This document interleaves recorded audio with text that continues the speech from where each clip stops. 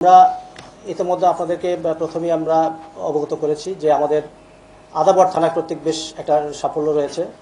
আপনারা জানেন যে এই এলাকায় বেশ কিছুদিন যাবত একটা ঘটনা বা অভিযোগ আমরা পাচ্ছি যে এই এলাকায় কিছু লোকজন হঠাৎ কাউকে অপহরণ করে মুক্তি প্রদানের ঘটনা। বেশ কিছুদিন আগেও আমরা একটা মোহাম্মদপুর থানা কর্তৃক একটা চক্রকে আমরা গ্রেপ্তার করেছি। বাট গতদিনের একটা ঘটনা, এই ঘটনাটা হচ্ছে সাদমান সাকিব নামে একজন ছাত্র, ঢাকা বিশ্ববিদ্যালয়ের। সে 11টার দিকে শ্যামলী বাসস্ট্যান্ড এলাকায় আসছে। আসার পরে 3 থেকে 4 জন তাকে দেশীয় অস্ত্র ছোরা দেখিয়ে তাকে অপহরণ করেছে। অপহরণ করে তাকে একটা সরু গলির মধ্যে নিয়ে তার কাছে যাচ্ছিল মোবাইল এবং টাকা পয়সা, মানি ব্যাগ, সেটা নিয়েছে। নেওয়ার পরে তার পরিবারের সাথে যোগাযোগ করছে, তাকে 50,000 টাকা মুক্তিপণ দিতে হবে। এই ঘটনা ঠিক ওই সরু গলির মধ্যেই এই কার্যক্রমটা তারা চালিয়ে যাচ্ছিল।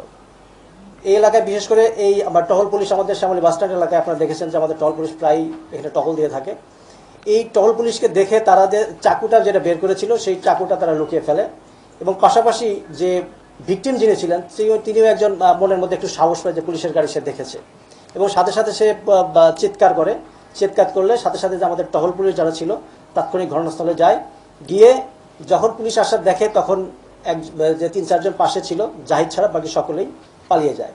আমরা ঠিক সাথে সাথেই জাহিদকে আমরা আটক করতে সক্ষম হই এবং জাহিদকে আমরা থানায় নিয়ে ব্যাপক জিজ্ঞাসাবাদ করি। জিজ্ঞাসাবাদ করার পরে তার দেয়া তথ্য মতে আমরা আরও 6 জনকে অ্যারেস্ট করি। এই চক্রটা দীর্ঘদিন যাবৎ এই এলাকায়, মোহাম্মদপুর এবং আদাবর এলাকায়, এই এলাকাতে তারা হঠাৎ করে বিভিন্ন ধরনের লোকজনকে, বিশেষ করে কিছু ব্যবসায়ী পেলে, বিশেষ করে ভোরের দিকে যারা টাকা পয়সা নিয়ে বিভিন্ন জায়গায় মাছের কেনাকাটা করতে যায়, সবজির বাজারে যায়, এদেরকে টার্গেট করত এবং যাদেরকে দেখতো একা আছে তাদেরকে টার্গেট করে তারা মুক্তিপণ আদায়ের জন্য তাদেরকে অপহরণ করত। তো আমরা বেশ একটা আমাদের অফিসার ইনচার্জ আদাবর থানা এবং ইন্সপেক্টর তদন্ত আদাবর থানা সহ সাব ইন্সপেক্টরদের সহায়তায় সারাদিন অভিযান করে আমরা 7 জনকে আমরা আটক করতে সক্ষম হয়েছি।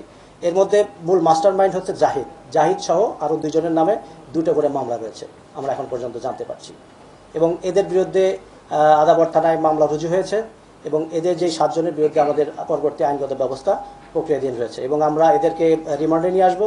এদের সাথে আরও কোনো চক্র আছে কিনা এবং তারা আরও কোনো জায়গায় ঘটনা ঘটিয়েছে, আরও কোনো ভিকটিম আছে কিনা আমরা সেটা দেখার চেষ্টা করছি এবং এর সাথে যদি আরও কিছু থেকে থাকে তাহলে আমরা সেগুলো অবশ্যই উদ্ধার করবো এবং এর বিরুদ্ধে আইনগত ব্যবস্থা গ্রহণ করবো।